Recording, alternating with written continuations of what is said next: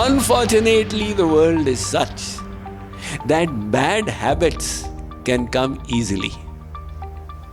But good habits will require struggle and effort. God has created this world such that anything that is high value is always upstream. And moving towards it will be a struggle. So let us understand how then can we create good habits. Golden rule number 5. Develop good habits. Habits are customary ways of behaving, thinking, and feeling that become so natural to us, they seem to happen almost automatically and without any effort. These habits can be good ones. Now, all of us have got many habits.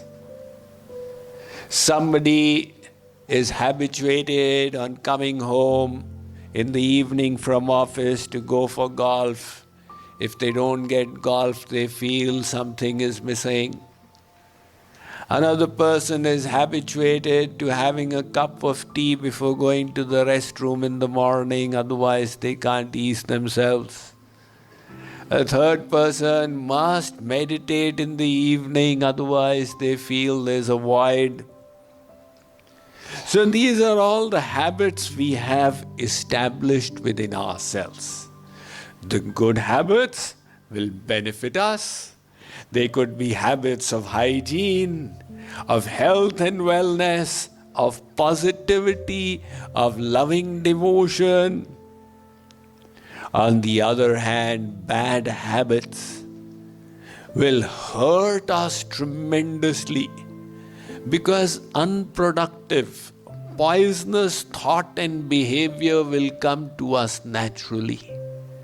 And these habits could even enhance themselves to the level of addictions. We have all heard of people getting enslaved with so many kinds of addictions. And that is why we need to pay attention to understanding the science of habits and then learning how to dismantle unproductive ones and replace them with uplifting ones. The whole modern scientific, neurological, psychological insight into habit forming started off in 1904 with the studies conducted by Ivan Pavlov, a Russian scientist. He was actually studying the digestive system of dogs. A dog would be brought and a bell he would ring when an attendant would bring dog food, and he would see the amount of saliva generated in the dog's mouth. But he then realized that the mere ringing of the bell is making the dog salivate. Somehow the dog's brain had gotten conditioned. Without food it was salivating. It had developed a habit. And this led to the classical theory of conditioning. Now we people also keep getting conditioned without realizing it by the books we read, the people we associate with, the videos we see, and we develop customary ways of behavior. These habits, sometimes they grip us so strongly. Somebody gets addicted to smoking, even though every packet is stipulated to carry the warning that the Surgeon General of America warns cigarette smoking is injurious to health. And yet they just can't resist it. They seem to be drawn to it by some unknown force. Where has it come from? It has all come from the neurological conditioning. Until it has become so strong. The best definition of cigarette that I read was a pipe that has got smoke at one end and a fool at the other end. This guy has got fooled by the power of habits. I was once walking in a busy marketplace in Delhi called Chandni Chowk. It's got its own flavors. And on the footpath, a lady was sitting with some wares she was selling in a pot, and she was saying, "Come, come, come, eat this superfood, and no dogs will ever bite you, and no thieves will enter your house, and you will never grow old." I said, this is so amazing. 3 benefits all in one. You know, the Americans, they learned about the turmeric from India and then the cinnamon, etc. And they became superfoods out here, now ashwagandha and so many things. But they need to know of this 3 in 1. I went and asked her, "Mataji, what are you selling?" She said, "Swamiji, Babaji, I am selling tambaku." Tobacco. I said, "How come tobacco has got all these benefits?" She said, when people keep taking it, they become addicted. And after that, the addiction leads to tuberculosis. So they keep coughing all night long. No thief will come, they'll say, "This person is awake, let's go to another house." And then they become so weak that they walk with a stick. When the stray dogs see the stick, they also go away. And they die before old age, so they never grow old. Before they become old, they die, so they never grow old. The benefit of this food, where it's all the power of habits. So how do these habits get created? Our brain has 100 billion neurons. And these form amongst themselves many, many circuits. Now, whenever you think of something or do something, it fires millions of neurons as the electric signals pass by. But our brain is so super intelligent, it can beat the ChatGPT any day. It has got the ability to understand that these things are being repeated again and again. So it creates softwares in the axons between the neurons to enable those thoughts and those actions to happen more easily in future. That is how learning takes place. For example, when you first started typing, the quick brown fox jumps over the lazy dog or whatever it does.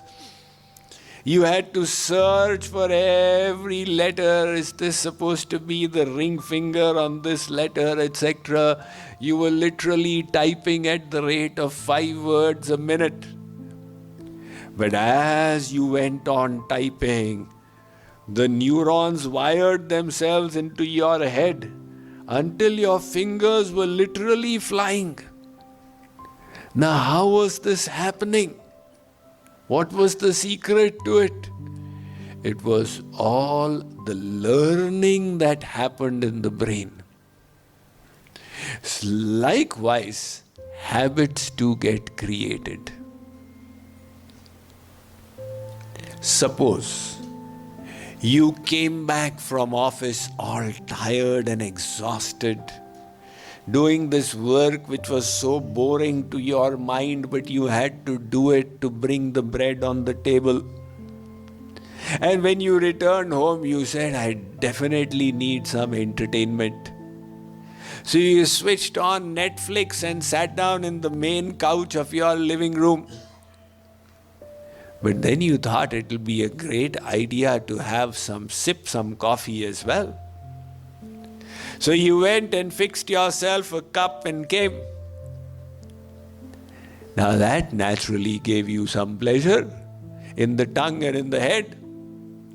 So this, when you started doing it again and again for 10 days at a stretch, without your realizing, the neural pathways started etching themselves.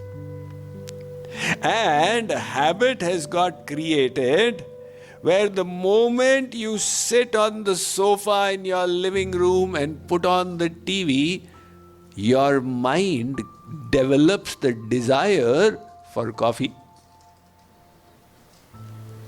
And when you fulfill the desire, you get the little gratification, which is the reward. And hence a habit loop is created, which has 3 parts to it. The first is the trigger. The trigger is the stimulus for the habit. The second is the conditioned response. It could be a thought, it could be a behavior. And the third is the reward that reinforces the habit. Now the trigger could be anything. It could be a certain time in the day. In the evening, this is the trigger of this habit. In the morning, this is the trigger. Or a certain place, or a certain person, or a certain object. Whatever be the case, the trigger sets off the conditioned response. And as a consequence of that, you get the reward, which is a little pleasure in the head. But the human brain is so intelligent, it doesn't need an external reward. It is able to create its own happiness through the chemicals in the brain, like dopamine, etc. And those rewards reinforce the habit loop and make it stronger and stronger and stronger. Interestingly, these habits seem to appear unannounced. You ask the drug addict, when you first took your first joint, did you think the situation would one day become so terrible? They say, I just took it innocently.